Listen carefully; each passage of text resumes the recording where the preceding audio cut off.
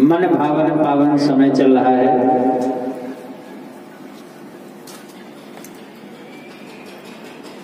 कल रात्रि की बेला में आप लोगों ने भागवत महात्म्य की कथा श्रवण की।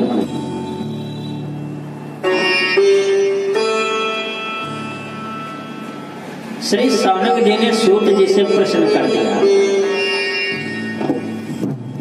गुरुदेव बताओ, क्या भागवत कथा को सुन करके कोई पापी व्यक्ति आज तक तरा है? आखिर भागवत हमारे जीवन में आवश्यक क्यों है? हम क्यों सुने? इस कथा का क्या फल है, क्या लाभ है? प्रत्येक मानव लाभ चाहता है। जब भी कोई काम करने चलता है तो पूछता है ना, इसमें क्या लाभ है भाई? तो भागवत कथा सुनने का लाभ क्या है? कोई पापी व्यक्ति भी इस कथा को सुनकर के तरा?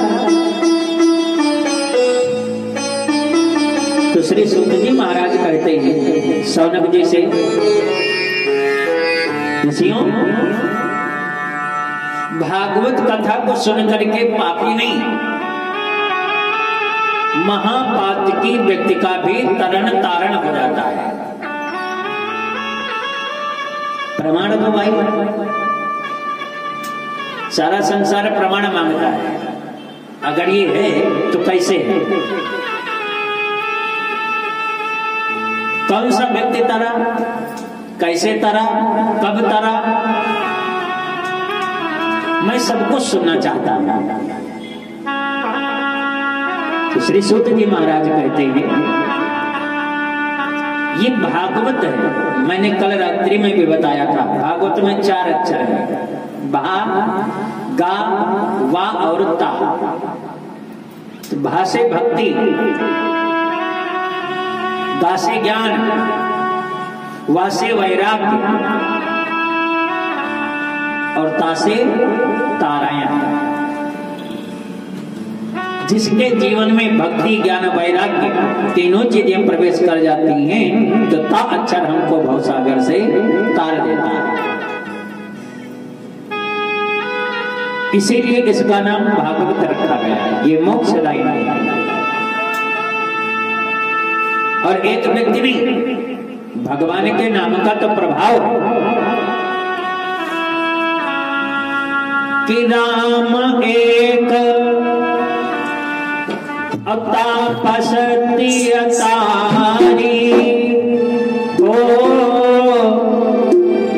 और नाम कोटि खल कोमति सुधारी।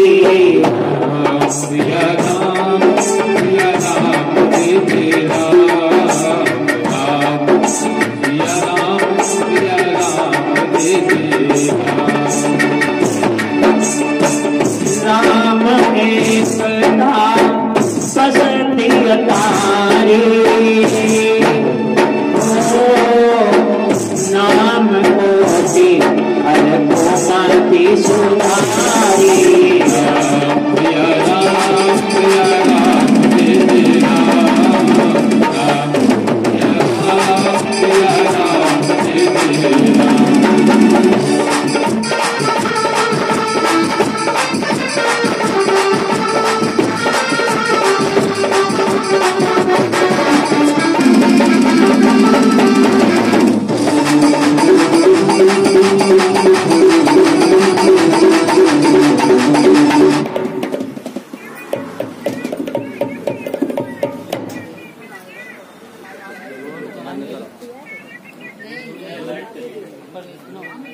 वीडियो बंद करो, वीडियो बंद करो, वीडियो बंद करो।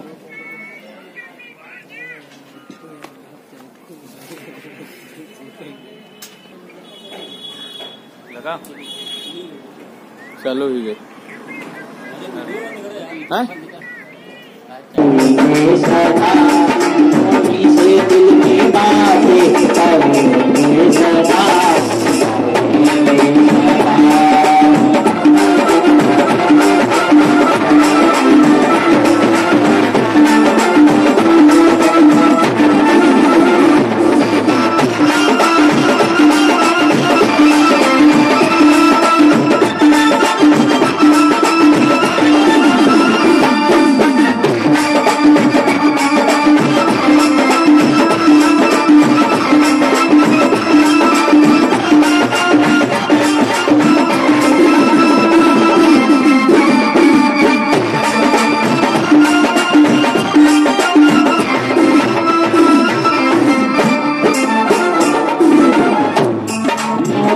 अपनी भक्ति का वरदान दो, वरदान दो, अपनी भक्ति का वरदान दो, वरदान दो, अपनी भक्ति का वरदान दो, वरदान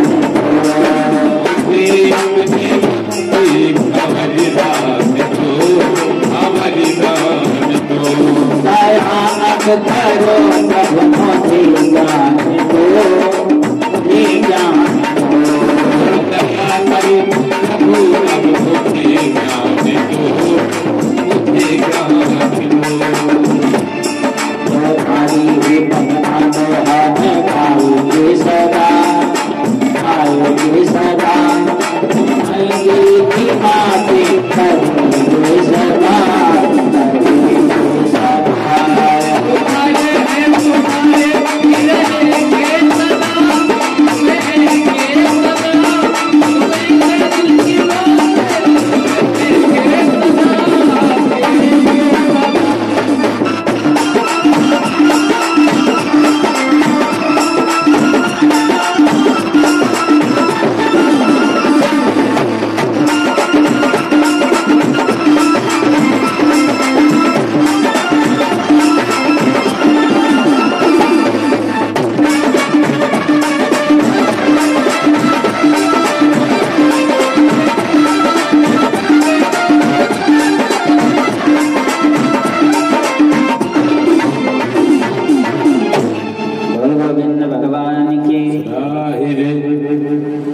बैठ जाओ भैया, आप लोग भी बैठ जाओ।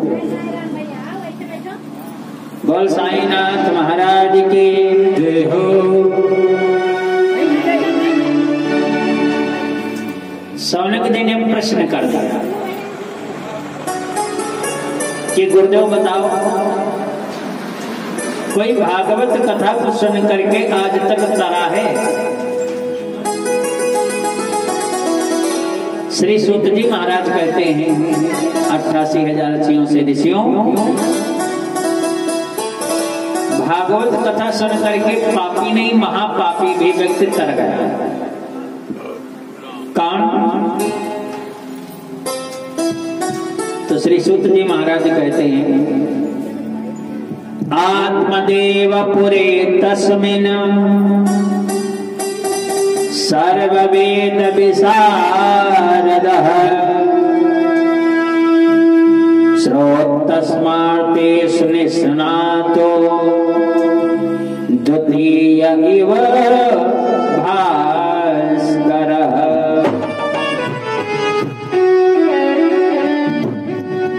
एक आत्मदेव नामक ब्राह्मण है,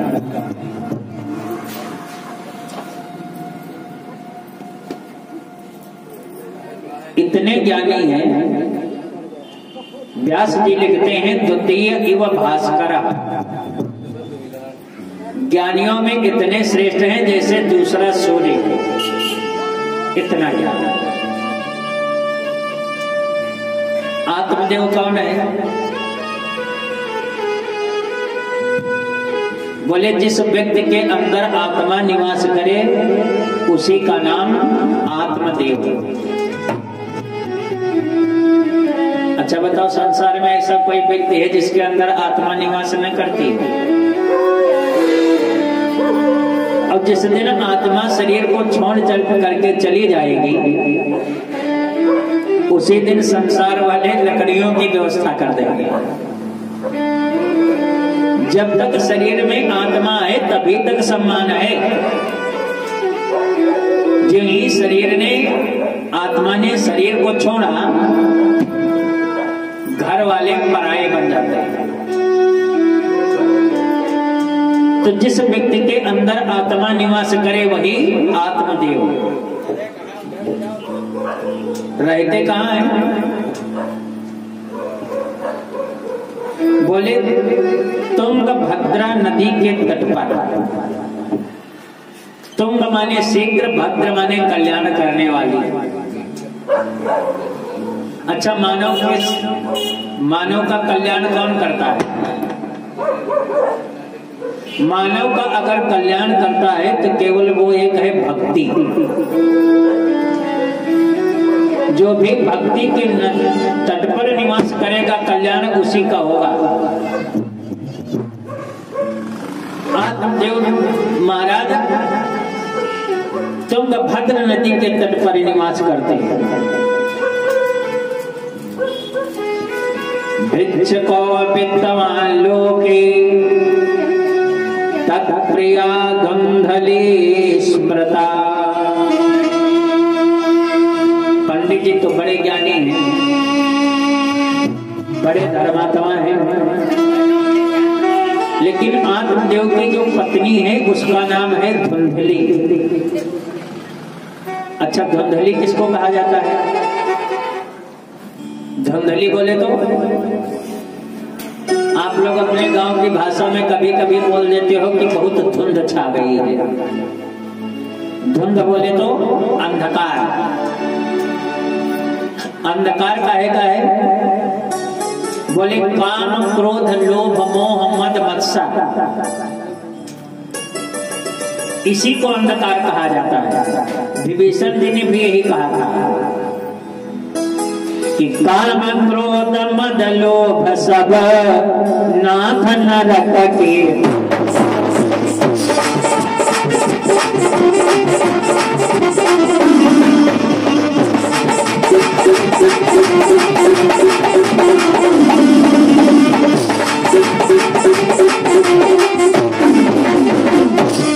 काम क्रोध मद लोभ सब नाथ नरक के पंथ, ये नरक पहुंचाते हैं जाकर के। तो जिसके अंदर काम है, क्रोध है, लोभ है, मोह है, यही अंधकार है, यही धुंध है। आत्मदेव बड़े धर्मात्मा हैं, लेकिन आत्मदेव की जो पत्नी है धुंधली, उसको पूजा पाठ से कोई मतलब नहीं है। शास्त्र क्या कहता है? शास्त्र कहता है सारे संसार में पत्नी के लिए एक ही धर्म है, कि एक ही धर्म,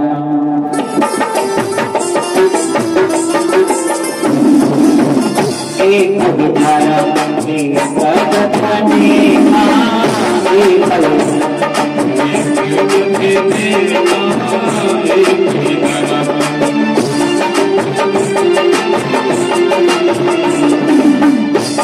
ही धर्म, एक ही धर्म, एक व्रताली माँ साई भजन।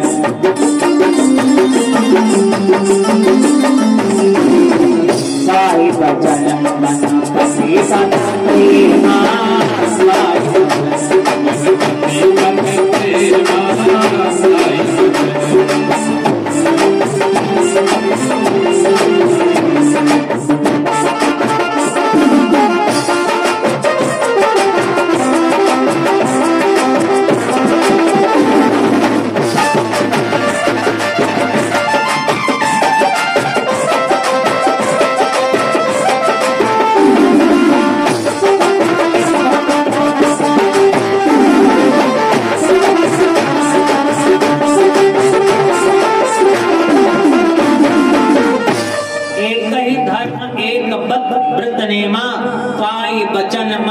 पद प्रेमा। मनसा वाचा कर्मणा तीनों प्रकार से समर्पित होकर के जिसने पति की सेवा कर ली तो सारे संसार के देवता संतुष्ट हो गए। पति के चरणों में अनुराग होना चाहिए। संतों में और सतियों में ज्यादा अंतर नहीं है। संत परमेश्वर को पति मानते हैं और सतियां पति को परमेश्वर मानती हैं। बस इतना ही अंतर है, ज्यादा अंतर नहीं है। आत्मदेव तो बड़े धर्मात्मा हैं, लेकिन धुंधली बिल्कुल उल्टा है। पंडित जी का बिल्कुल उल्टा। पंडित जी ने अगर कह दिया आज हमको खीर खाने का मन है तो देवी जी ने खिचड़ी बना करके रख दी, खाओ। पंडित जी ने कहा आज हमको पूरी खाने का मन है, तो देवी जी ने मोटे मोटे टिक्कल बना करके रख दिए, खाओ। कहने का मतलब है आत्मदेव जो कुछ कहते हैं धुंधली बिल्कुल उल्टा करते हैं। और मैं तो कहता हूं कि गृहस्थ आश्रम पति पत्नी साइकिल की दो पहिया हैं। अच्छा, दोनों पहिया में अगर एक पहिया खराब हो जाए साइकिल चलेगी? जहां खड़ी है वहीं खड़ी रहेगी, ना आगे बढ़ेगी ना पीछे बढ़ेगी। तो दाम्पत्य जीवन में कभी भी कटुता नहीं होनी चाहिए। आपस के संबंध में कभी भी शंका नहीं होनी चाहिए। जब तक एक दूसरे के प्रति अनुराग नहीं होगा तब तक गृहस्थ आश्रम की गाड़ी चल ही नहीं सकती। आत्मदेव बड़े धर्मात्मा। महाराज जी सुबह 4 बजे संध्या करने बैठे तो देवी जी चित्रहार देख रही है, रंगोली देख रही है। कहने का मतलब है धुंधली को पूजा पाठ से कोई मतलब नहीं। कई वर्ष विवाह के हो गए, और जब कई वर्ष विवाह के हो गए, आत्मदेव को धुंधली से कोई भी संतान नहीं प्राप्त हुई। अच्छा, संतान प्राप्त करने के लिए आत्मदेव ने 5 उपाय किए, पुत्र प्राप्त हो गए। आप अपने बच्चे का विवाह करो, अब विवाह के 2 वर्ष हो जाए, 3 वर्ष हो जाए, 4 वर्ष हो जाए, 5 वर्ष हो जाए, अब घर में कोई पोता पोती न आवे तो आपको भले कम चिंता होगी, लेकिन पड़ोसी को ज्यादा चिंता हो जाएगी। क्यों भाई? कई वर्ष विवाह के हो गए, इनके घर में पोता क्यों नहीं आया? कोई बीमारी है, कोई परेशानी है? डॉक्टर को दिखाओ, किसी पंडित से परामर्श लो। ये संसार है, और संसार वाले आलोचना करने में कभी चूकते नहीं है। आत्मदेव के विवाह के कई वर्ष हो गए, लेकिन आत्मदेव को धुंधली से कोई संतान प्राप्त नहीं भई। 5 कर्म के आत्मदेव ने संतान प्राप्त करने के लिए भागवत जी में लिखा है, पंचाधर्मा समारब्धास ताभ्याम संतान हेतवे गोभो हिरण्यवासांसि दीनेभ्यो यच्छता सदा। 5 कर्म। अगर संतान नहीं हो रही तो भागवत जी कहते हैं 5 कर्म करो, 5 कर्म करने से संतान प्राप्त होगी। जिसके संतान नहीं हो रही है तो सबसे पहले गाय दान करो। जो गाय दान करता है उसको संतान अवश्य प्राप्त होती है। तो आत्मदेव ने पहले गाय दान की, लेकिन गाय दान करने से भी आत्मदेव को संतान नहीं प्राप्त भई, तो भू माने पृथ्वी का दान किया गया।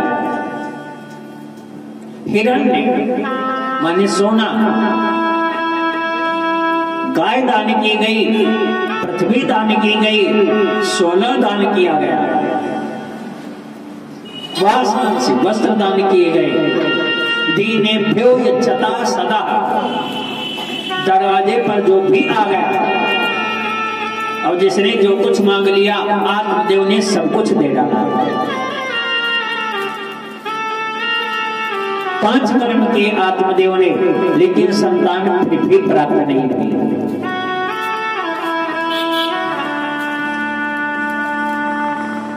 न पुत्रो न वा पुत्री ततश्चिंतो दुराभृशम, न पुत्र हुआ न ही पुत्री हुई।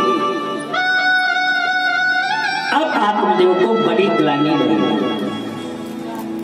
शास्त्र कहता है कि जिस घर में तुलसी का वृक्ष न हो, जिस घर में ठाकुर सेवा न होती हो, जिस घर में पत्नी पति के अनुकूल न रहती हो, जिस घर में छोटे छोटे बच्चों की किलकारियां गूंजती न हो, ऐसा घर स्मशान माना जाता है।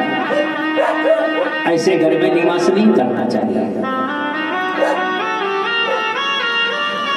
5 कर्म करने के बाद भी जब संतान नहीं प्राप्त भई तो आत्मदेव ने मन में विचार किया, चलो इससे अच्छा है हम घर छोड़ दें। एकदा साधुजो दुःखात् गृहं त्यक्त्वा वनं गतः। आत्मदेव बहुत परेशान हो गए। घर से परेशान होकर के आत्मदेव ने घर छोड़ दिया, जंगल में पहुंचे।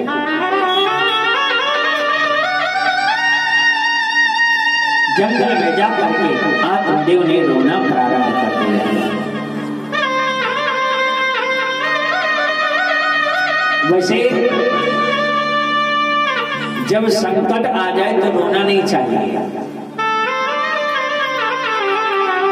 जब भी दुख आए तो समझ लेना ठाकुर जी की बहुत बड़ी कृपा है हमारे ऊपर। मैं नहीं कहता, मानसकार लिख रहे हैं रामचरितमानस में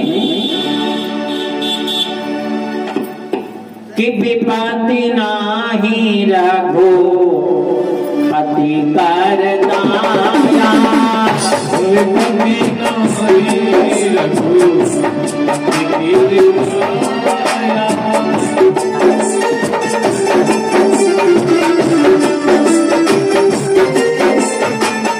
विपत्ति नाही रघु पति कर दाया।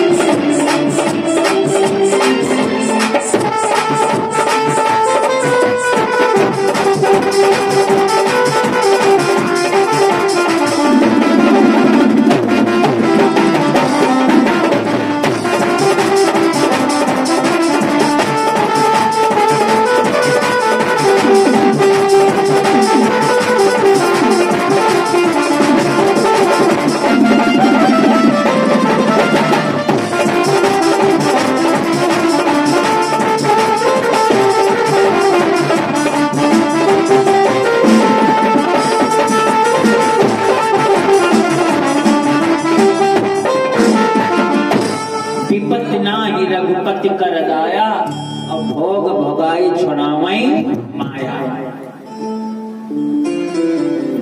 जब भी दुख आ जाए तो घबराना नहीं चाहिए। बोले क्या करें? कहा भगवान का चिंतन करो।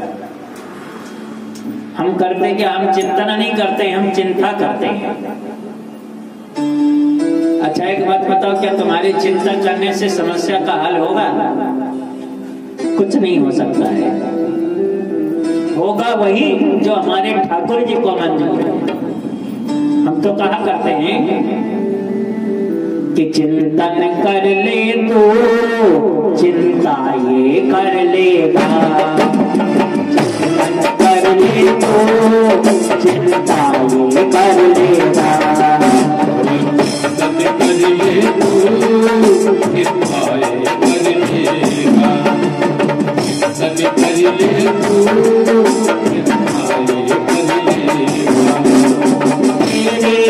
हर मुश्किल पल भर में हर लेगा, हर मुश्किल पल भर में हर लेगा, चिंतन कर ले तो चिंता ये कर लेगा।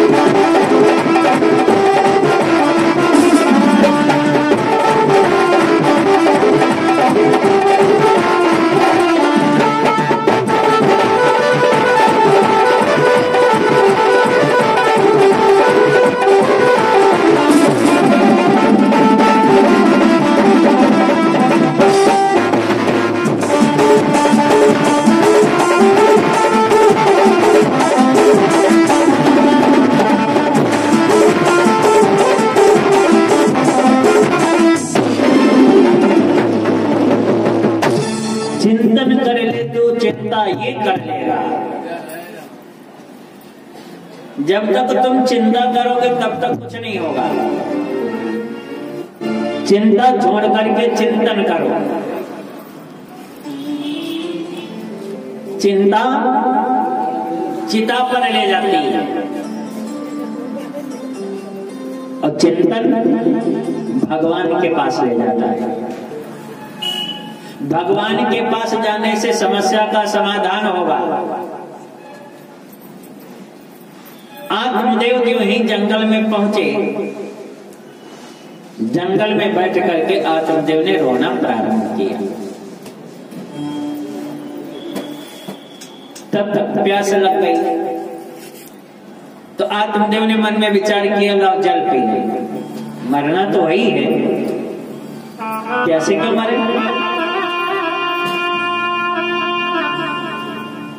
सरोवर के पास गए, आत्मदेव ने जल पिया। जल पी करके खड़े हुए और जी ही जल पी करके खड़े हुए तब तक एक संत भगवान के दर्शन हो गए। और एक बात हमेशा याद रखना, जिस दिन जीवन में संत के दर्शन, अचानक दर्शन हो जाए संत के, जिस दिन संत के दर्शन हो जाए, जिस दिन भागवत कथा सुनने का सौभाग्य मिल जाए, क्योंकि भागवत भी सबको प्राप्त नहीं होती है। भागवत जी में लिखा है भाग्यो उदेन बहुजन्म समर्जितेन सत्संगमं चलते पुरुषो यदा वै।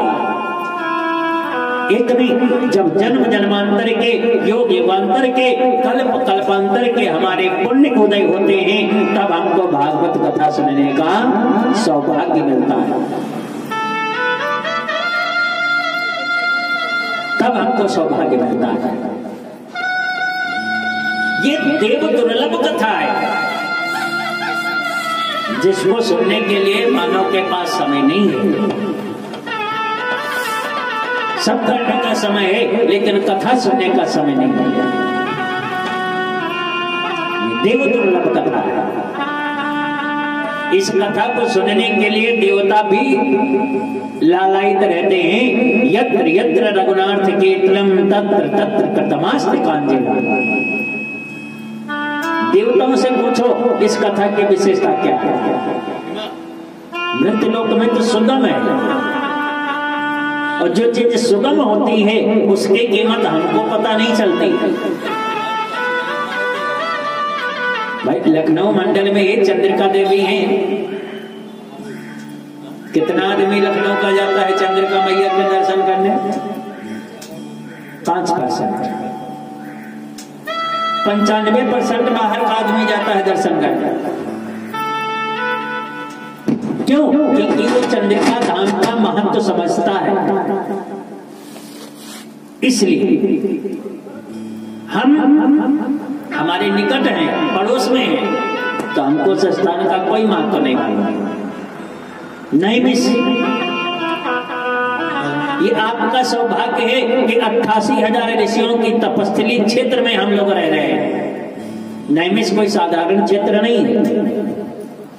बाबा लिख रहे हैं नैमिष के बारे में विशेषता।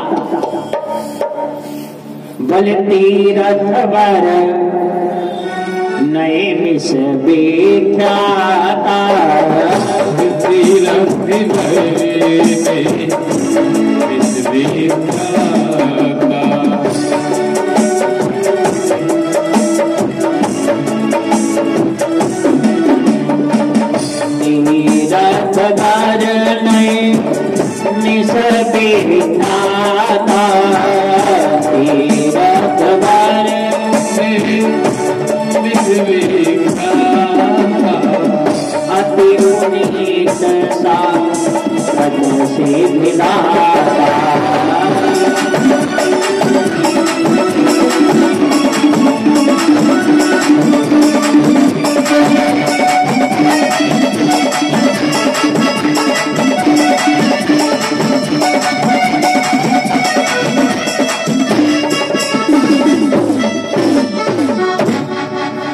तीर्थ बर।